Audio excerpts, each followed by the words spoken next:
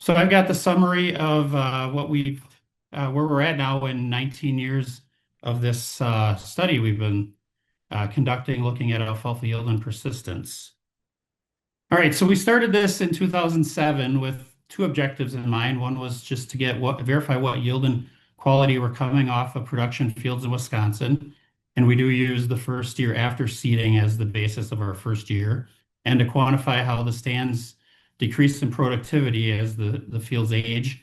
Since then, we've added the objective to provide a data set to other researchers who want to answer questions about alfalfa growth, yield, and quality. The protocol for measuring this yield first was to identify the producers that were willing to cooperate, hopefully interested in it because that made it better to get good results, and then commit for multi-years, hopefully up to 4 years per field if that's how long the stand's in. We had to identify the fields, verify the acreage. We didn't ask anything special of the producers. It wasn't a yield contest. We wanted them to do what they're normally doing.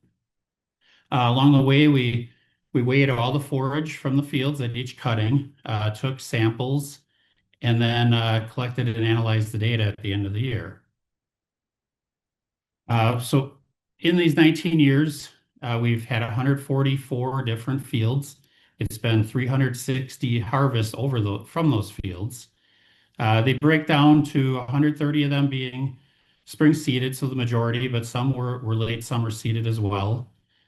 Usually they were seeded at 15 to 18 pounds, but because it's a lot of different production systems, that range went from 12 to 28. The field sizes average 61 acres, but range from 5 to 285. And then a variety of cutting schedules because we have a different conditions in the state, different years. So anywhere from 3 cuts to 5 cuts, and some had fall cuts. And then we did have some reduced lignin fields, 11 of them in the last, mainly in the last 10 years since that was available. This is where we've had the study, the counties where fields have been measured through the years. The stars indicate the yellow, first of all, indicates historical at any time. The stars indicate 2025. We did have one field in Kewaunee County that was in its 5th production year. It was seeded in 2020. So that was the first time we've had that through the years that a field has made it to five years. The other fields were 1 to 3 years old. We did have 6 new fields starting in 2025. Below that, you can see the number of fields. It's ranged from when we started at 8 up to 26 was our highest year, but generally in the 15 to 20-ish range. And in 2025, we measured 1,057 acres and 5,175 for the tons. And throughout the study, 8,800 acres and almost 89,000 tons.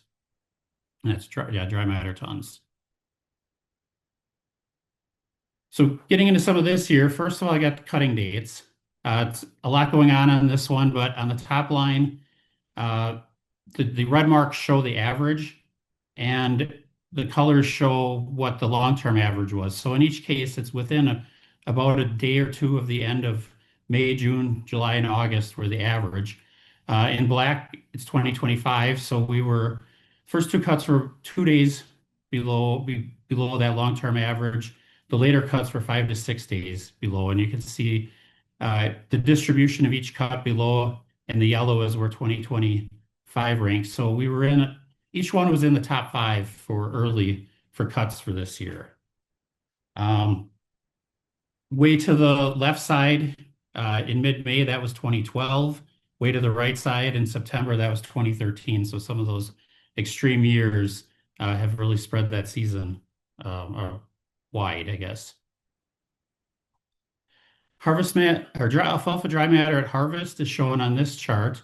The overall from the study, it ranges from 40 to 50% dry matter, which would be 50 to 60% moisture. We're a little bit below average in 2025, 43%, which would be 57% moisture. And if you look across the cuts, they were all lower than average dry matter percent. So a little wetter than normal. We had good rainfall through the season, so that wetter soils could play into that. We had a lot of humidity at times. We also had some wildfire smoke that made it a little trickier to get that alfalfa dry in the field. And actually, third cut was the driest harvest dry matter that we've had in the 19 years. Looking at the yield by cut, we can see all cuts were above normal through the year. First cut was about a tenth of a ton above normal. It was a little interesting with that one. Some of the fields in southern Wisconsin and a couple of the eastern Wisconsins had tremendous first cut yield, and some were below average. And I know of, particularly for our southern Wisconsin, some of the ones we have at the station, we should have probably cut about the 25th of or 24th of May, and it rained a few days. And by the time the harvester got here, they had a few more days of growth. But that's something that people deal with all the time. But we had that soil moisture that stayed through the year, and you can see that second cut was above normal, third cut was above normal, and then fourth cut we actually were the highest we've had in the 19 years. And I should point out how these are organized. The range is in the reddish color, and the stars where 2025 landed.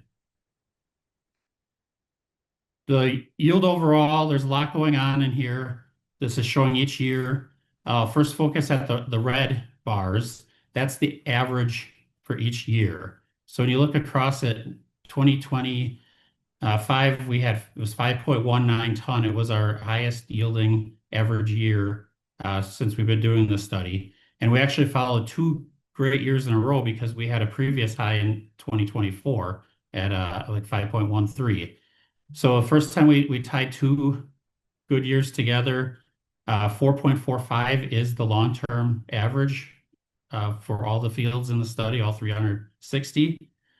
The blue lines are the best field we've had, so that's about 6 ton through the study. We actually set a new record this year. I'll get to in the next slide at 6.65, and then the lowest field average is usually just below 3 ton. We were a little bit better this year with 4, just shy of 4.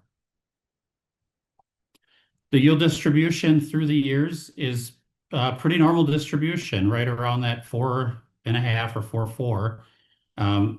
Point out that our best years are over 6, and we've had that 18 times, but we did have three of them this year. And the lowest are below 3, and we've had that 24 times, but we haven't had that for 2 years now. When you look at combining fields by the number of seasons, and this shows our 5th season for the first time and looking at what we've gotten for yields out of those. We got 24 ton over 5 seasons. We got about 18 ton over 4 seasons, 13.6 over 3 and 9 and 4.5. So approximately that 4.5 or that mean yield over that number of seasons, and with quite a bit of range in those fields as well.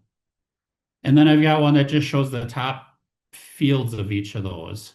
So through 4 seasons, the best field was 21.8 tons of dry matter, 18 ton through 3 seasons, 12.8, and then for 2, and then the top yielding individual field seasons, we had 2 of those this year, 665 and 662.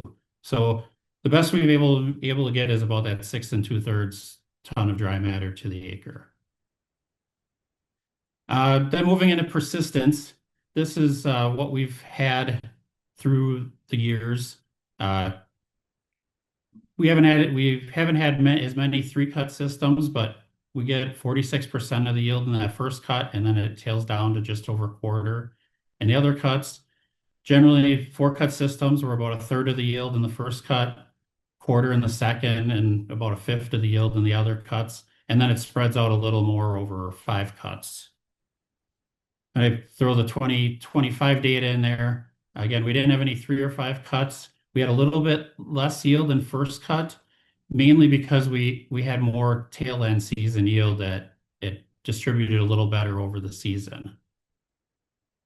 And then when we look at the first production year compared to the second, third, and fourth seasons, You can see the second year we get 102% of the first season yield, so it gets a little bit better on average. We tailed off a little bit on the third year to 95%, and then 86% in fourth year, and then we had the 150 year that was also 86% of the yield. And comparing the 2025 numbers over that, we're pretty similar. Quality, I wasn't going to focus on a whole lot. It kind of comes along with it when we run the samples. And there wasn't a whole lot of news with that. We actually, usually when you have a good yielding year, you have a lower quality year. And this year we had a great yielding year and quality was pretty average. Protein was 21.3 compared to the long-term average of 21.6. NDF was a little bit better by about 2 points. NDFD was about a point lower than average. And then RFQ and milk per ton were very near the long-term average. So it is nice to get great yields and good quality. So just to summarize all this then, overall we dropped 5 of our older fields, mainly because they were older and farmers were rotating them out, and we added 6 new fields. We had earlier cut dates than normal and by a few days, and we had lower harvest dry matter, a little bit wetter moisture in the forage that was harvested. We had a record high season dry matter yield at 5.19 tons to the acre, and this was the second consecutive year that we had good yields and a record. It was exciting that we had our first 5-season field, and I don't know if we're going to get many more, but it was at least nice to have that. We had 2 top individual field seasons, and then 3 of the 5 2-year totals were new this year. And then overall, we're seeing that the second and third production yields are nearly equal to the first production year, but yields do fall off in that fourth and later production year, and that's normally when producers are rotating out. The season forage quality was near average, but we do get variability in the individual cuts. And then to date, we've averaged 4.45 tons of dry matter per acre. We measured 360 individual seasons on 144 fields. I have to acknowledge everyone who's helped with this. First of all, the forage producers who took the time and effort to share all the results, the county coordinators who collected samples and calculated the yields, and then the Midwest Forage Association provides funds for the forage analysis. And we're planning to continue this. We'll be looking for more fields in 2026. It would be fields that were seeded in 2025. We need multi-year commitments to follow through the life of the stand. I mentioned before, it's not a yield contest. There aren't any rewards. We do share back the yield and quality results with the producer, and please contact me if you're interested in helping out. One more plug I wanted to put in. There is a new study that's starting this year. We'll probably piggyback on some of these results, but that's or some of the fields. But there's a grant funded to test genetics for winterkill and survival. What this would involve, if anyone's interested in cooperating with this, is they come to your farm 3 times one time after planting this spring, one time in fall, and then next spring, and sample leaf tips. And we need a little bit of seed with that. And if farmers are brave and want to stress test a small patch, like an extra cutting or something, that would be acceptable too. So if you are interested in any of this, Neil Toulouse is the contact. Information is in the bottom left corner. So consider that if you're interested in helping to solve the puzzle of winterkill. With that, I think that's all I have. So we could have any questions. Okay, thanks, Mike. There are a couple questions in the chat. We'll probably let you kind of get into them as we're going through our last session here. But one that you can answer pretty quickly, I think, is the question came in: are these fields that are in the WAYP project all pure alfalfa, or are any of them grass alfalfa or alfalfa clover mixes? I would say greater than 90% are pure alfalfa, but we have had a few mixes. Um, Through the years, there's been a little tall fescue mixed in, and a couple of the fields right now have a 4% red clover mix in them, which is less than a pound per acre. And overall, for the varieties of the 17 fields this year, 12 of them are conventional alfalfa, five of them are Roundup Ready alfalfa, and two of those are reduced lignin. So the conventional ones would be ones that could potentially have something mixed in with them.